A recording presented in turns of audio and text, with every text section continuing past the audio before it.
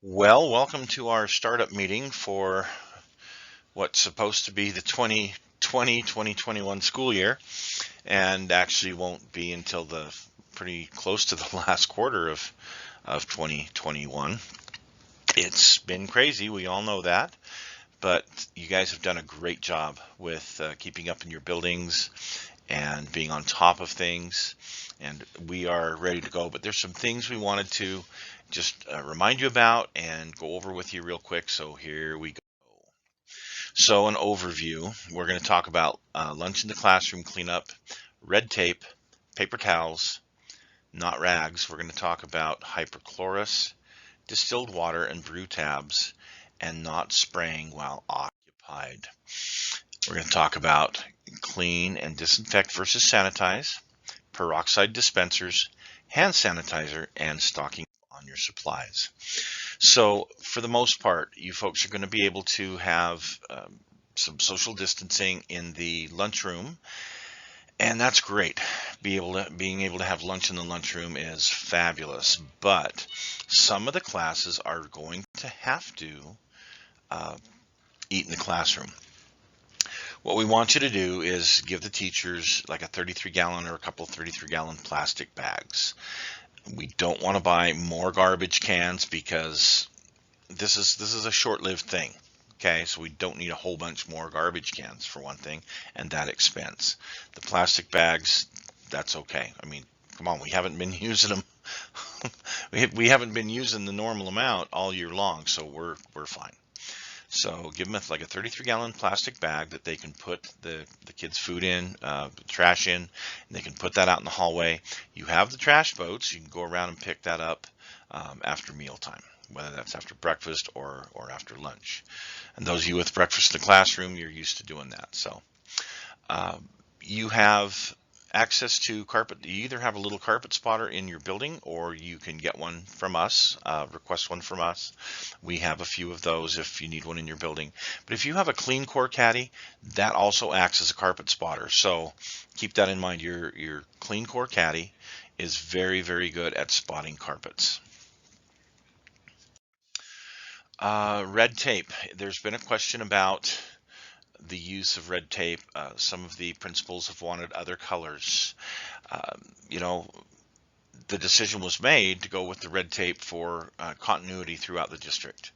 Although it's not a hard, fast rule from what I understand, this all we carry is the red tape. So if you need that red gaffer tape, let us know and we can get more of that. The district is highly discouraging the use of stickers in the hallways. And again, do not wax over this stuff. That we've had some ridiculous requests, I gotta say, from principals to wax over that. No, no, this is short term. This is a few months. This isn't a permanent deal. Okay, so there you go with that. Hand sanitizer. What type of hand sanitizer are we responsible for? Well, the custodial department hasn't changed its view. We still provide a non-alcohol based hand sanitizer for the black dispensers that we have in like the cafeteria, the library, few places like that. Okay, that you can get through the warehouse, no problem. If you have one of those outside dispensers, which I think everybody does out on their playground, and it takes one of these bottles, these refill bottles, well, there's a very few of these left. We have a very few of these left. But what you do is when you run out of this is use the gel that comes in the gallons that we've provided for the main entryway hand sanitizer stations. We have some of those gallons here. Once that's all gone, it'll have to be ordered from the warehouse, and it's ordered by the main office, not the custodial department. It's ordered from the warehouse, and it's a liquid, and that's what you'll have to put back in here. If these break, we're working on a way to get replacement tips, because these things are flimsy as all get out. Usually they break like right here. You can see this has no tip on it. So anyway, those we are working on getting replacements for.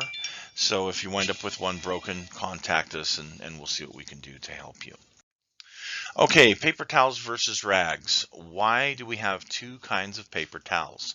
Well, first of all, um, the old Cornmatic dispensers that we've had for so many years, they are not making those anymore. So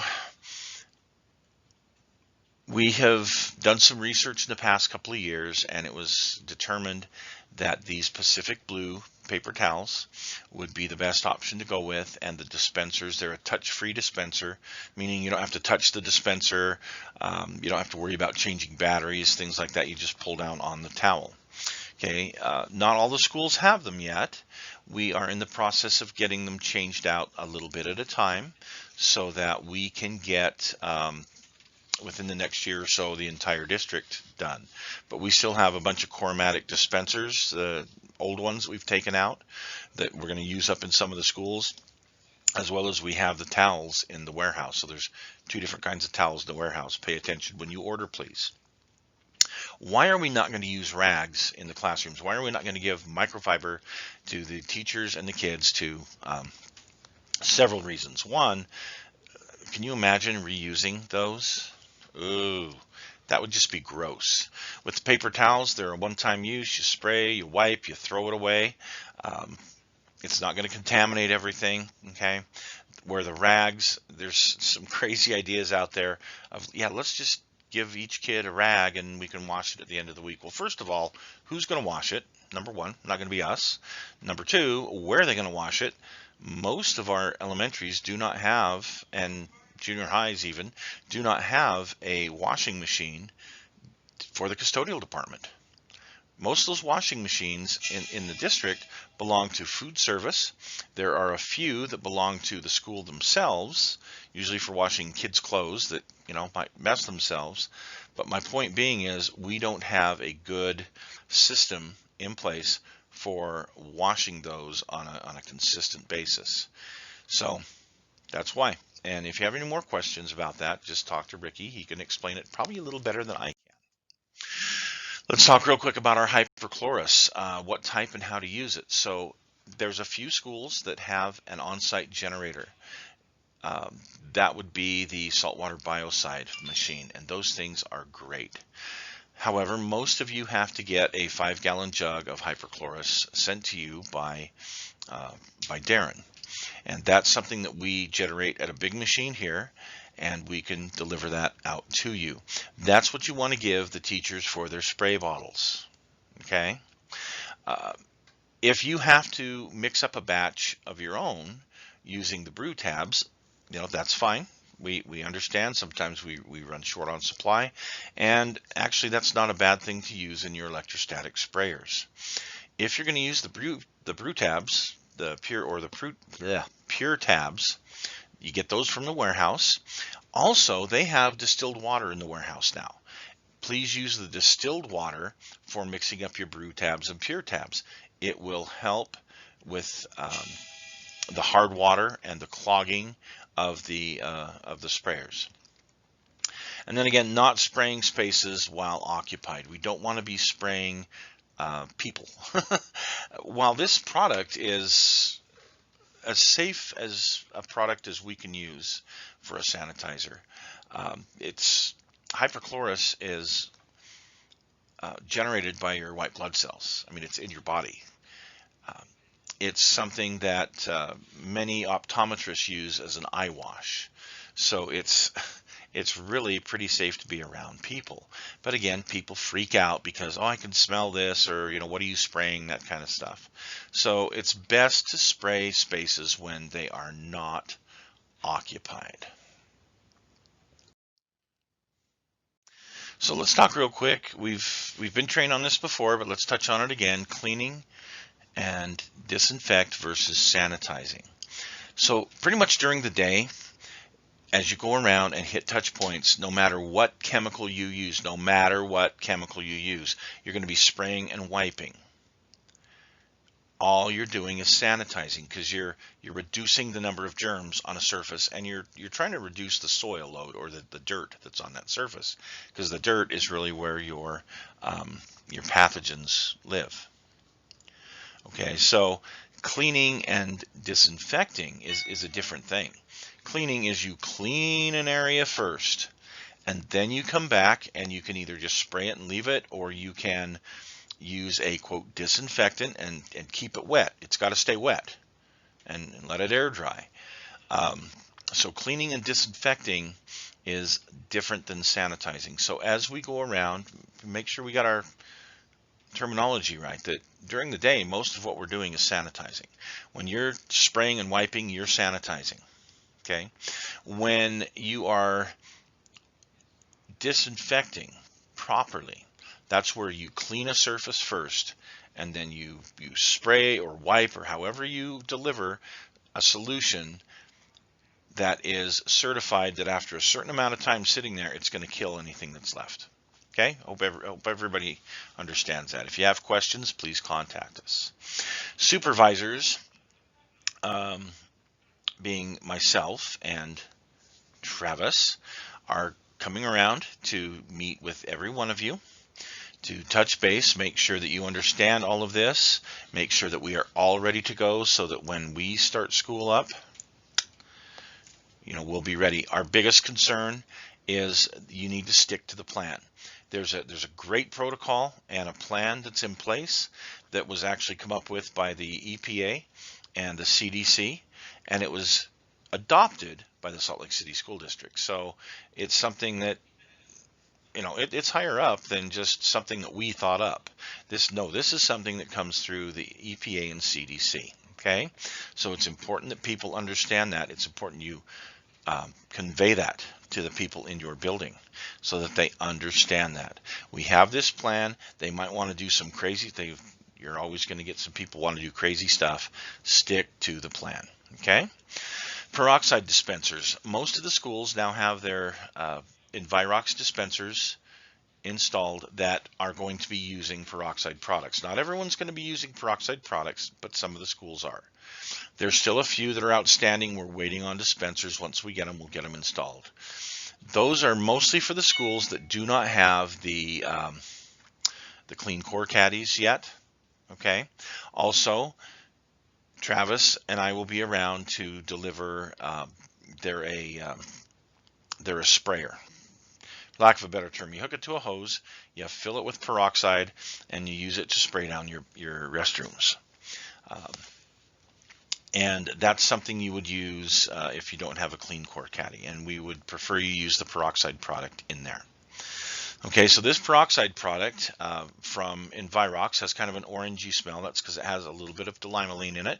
So it does have some good cleaning properties, but it also, this product has a kill claim on certain pathogens, which is very hard to get by most peroxide cleaners. So that's why we went with this particular one. Okay, stock up on your supplies. Make sure you have plenty of hand soap and plenty of paper towels. And toilet paper is important too, of course, but hand soap, kids have got to be washing their hands, and we've got to have paper towels for the desks. Just make sure that's taken care of and you have several months supply on hand. Okay, we're going to talk real quick about our positive relationship training. Avoid sending the wrong message. And this one we've had before, but we've added to this just a little bit for our, to update it for what's going on these days. So we're going to talk about get to know your customer, being transparent and honest, separate your feelings, listen, creating a database, do something, apologize and actively sympathize, repeat concerns, and keep in mind we're all in this together. So getting to know your customers and your staff, whether you're a night custodian or whether you're a head custodian, particularly if you're new to a building, but even if you just get a bunch of new teachers, make sure that you introduce yourself. You initiate conversations, that you're outgoing. Ask about their interests, their concerns. Get to know the kind of things that Like, oh, I don't like certain smells in the building, or I don't like heavy light in the building, or um, maybe they're a Raiders fan. Who knows, Uh, this will help you in making a connection with them down the road. And when I say make a connection, as you're talking with a teacher, they may have some interest that you are interested in. For example, kids or pets, same activities, sports, things like that. And it gives you a common ground that you can converse with them and start building an actual connection, building relationship with them, where you can build a trust, which is going to be very important as you go forward. Take notes to help you remember specific details about a person or staff member.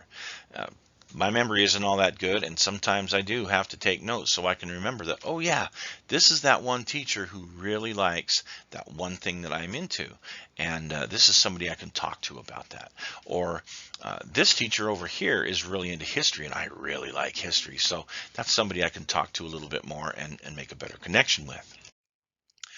Be transparent and honest. Focus on providing a complete answer in response to a person's concerns. They have a question, give them the complete answer. If not just, oh, okay, that's not a complete answer. Make sure that you're answering the person, you're addressing their concerns. Be honest in communications, set reasonable expectations. Do research before making a response. And we've talked about this before, how important it is to respond, don't react. Sometimes we just want to react to something that somebody says. You need to take the time and think about what it is that you're going to say and give an appropriate response. Doing so leaves the impression that what a person thinks matters and that they are a priority. Okay, very important that you help people think and actually make them the priority and that they really do matter. Okay, so for example, if somebody asks you a question about a certain chemical that we are using and you really don't know the answer, don't try and make up something. Don't, well, I don't know. No, terrible answers. Those are so unprofessional. A proper answer would be, I'm not 100% sure on all the facts. Let me find out and I'll get right back to you. That's what you want to say, because then that way you look like the professional and you will be the person to get the job done for them. Being honest and transparent. A reputation of honesty is crucial to building a long-term relationship. Trust can be as important of a quality as the service that you offer. Be honest about any problems you encounter. If you can't meet a deadline or encounter difficulties on a specific service, notify the person immediately. Don't just pass it down the road and say, well, I know that we can get it done by such and such a time. Oh, sorry, yeah, I didn't, but yeah, we'll get it done by this time tomorrow. And then, no. You need to be very honest. You need to be very specific. And you need to notify them. I will do my best to try and get this done within the next X number of days. And if you run into difficulties, hey, I've had this and this come up. I'm going to have to do that a few days. It's going to have to take a few days longer. Okay? Just make sure that you're very good with your communication and you're very honest and transparent. Separate your feelings. This is a tough one for a lot of people. If a person is angry or rude, don't take it personal. Don't take it personal. They're usually not attacking you unless you really have done something dumb to upset them. Usually they're just upset with whatever the situation is. Or maybe they're tired, maybe they're cranky, maybe they're having a bad day, whatever it is. Okay?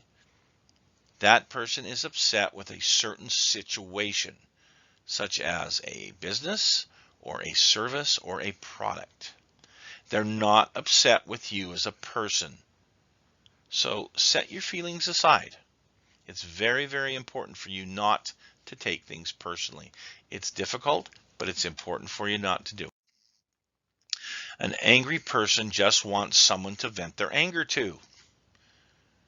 That means you should do your best to listen carefully to what they are saying. Give the person your undivided attention. Don't look around, space out, or be distracted. That's terrible, because that gives the person the impression that you are not listening to them and that you don't care about what they have to say, and usually makes them even more angry. So it's very important that you pay attention and listen to them. Let them say their piece. Look at the person and listen to what they are saying. Listen to the answers to these questions.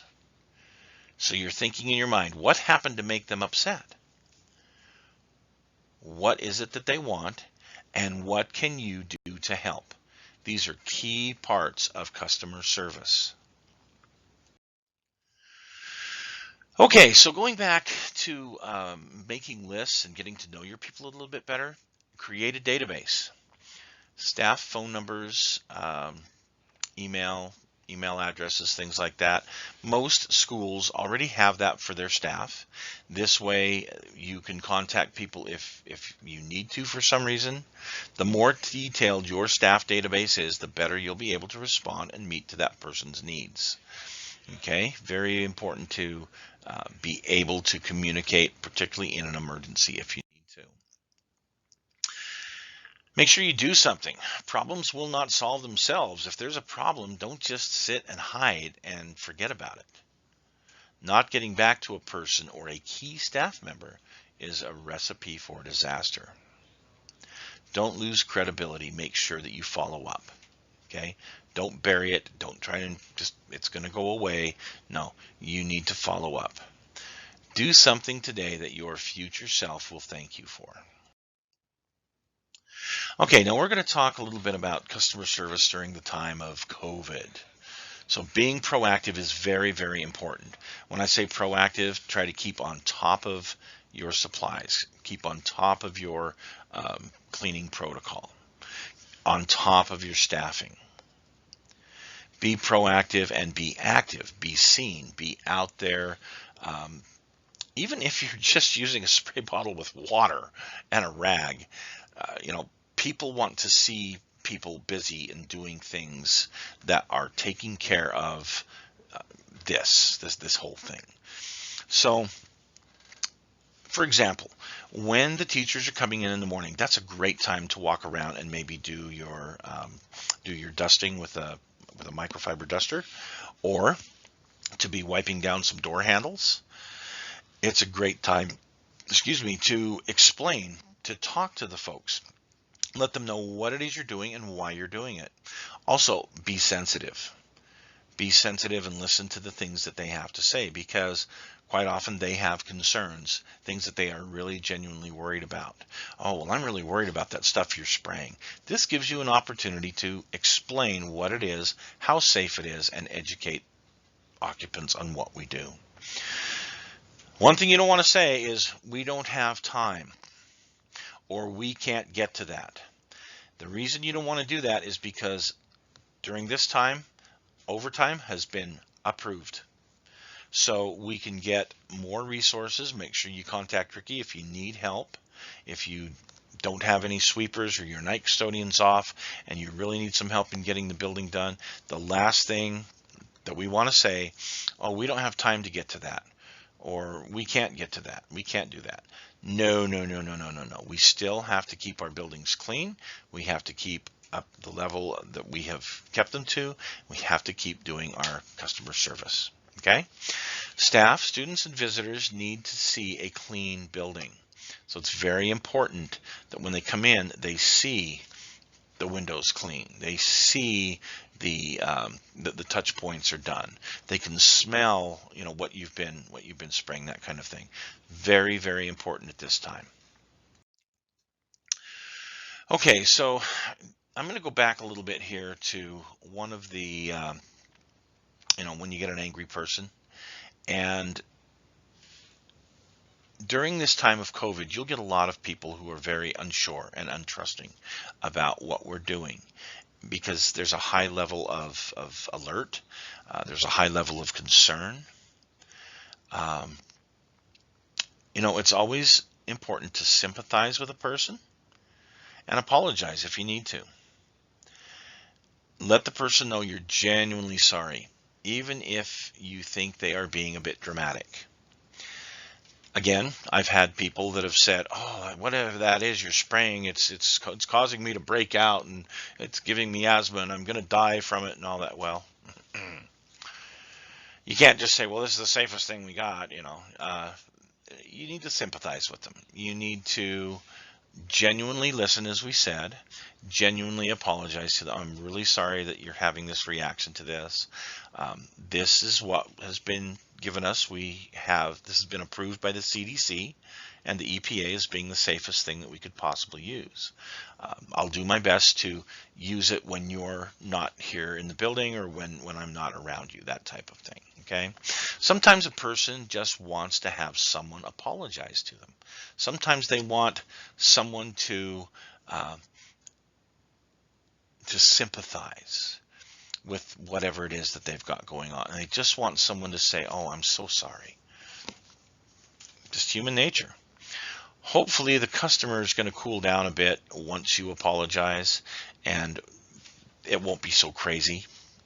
Can't always guarantee it, but hey, sometimes that works very, very well. Showing empathy will make a person understand that you are really trying to help. Showing empathy will make a person understand that you're really just trying to help. That you're just not doing your job because you're supposed to do it and you got to get on to the next thing and to heck with everybody else. No, that you really do care about the building occupants, that you're really trying to do your best to keep them safe and healthy. Okay? Show them that you feel really bad about the problem. I feel bad. I'm sorry you guys are having to be back here and teach and do your job. We've been here all summer. No, don't say that. Don't say that. But you need to have that empathy and understand why they are upset.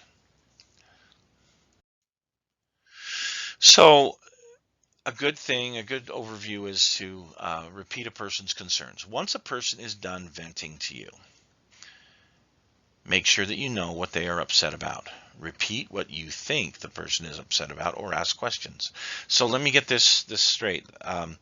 You're saying that you think that what I'm spraying or what I'm using, this chemical, is causing you to break out. It's causing your rash. It's causing your mental illness. It's causing whatever it is. Is that what I'm hearing? Okay. Repeating the problem makes the person know that you were listening to them. Remember, people sometimes just want someone to vent to. They just want someone to listen to them. And we'll also confirm that the problem needs to be fixed. So that confirms to them that you care about it and you're going to get on this. You're going to figure out a way to make this work. Okay. Keep in mind that we are all in this together, that we all need to work together. If you have questions or concerns, you contact us, contact some of the other custodians that, maybe have had some of these similar experience. Remember, why we have UCMA in the first place is for us to all collaborate and us to work together so that we can come up with some good outcomes. We want to have the best possible customer service. We want to have the most professional staff anywhere, period.